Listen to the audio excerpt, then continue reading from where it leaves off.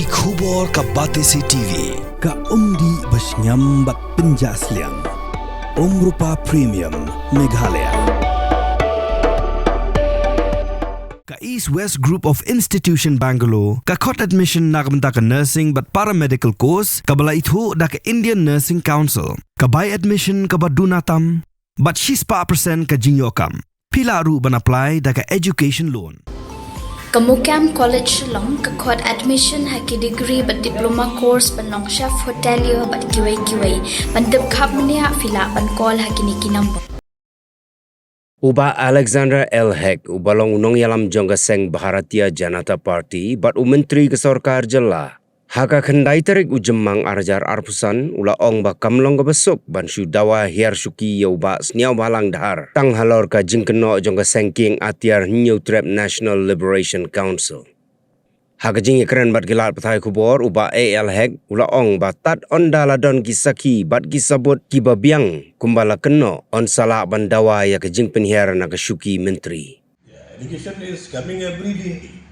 Today is happening to him, tomorrow it may be happening to me, day after tomorrow it may be happening to anybody also. So how will only on the allegation, how we can all the time we'll call the meeting? So but the nature of the allegation is very serious this time. It's about national security, it's about anti-national thing. So that is why. That's why I'm saying you have to be proven. He should step aside. Should be proven. After proven only then the decision will take by the MD government. But without proving, how you will say that he will be sit aside or whatever, stay aside? Proven, how you can tell anybody to step down like that? It's not good.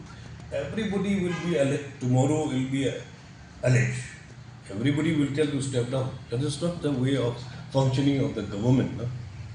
Okay. So but the thing is that until and unless there is a proof, how will we know whether the allegations are true or false? So that is the committee is there. They will look after the committee or the inquiry committee will be there about the allegation.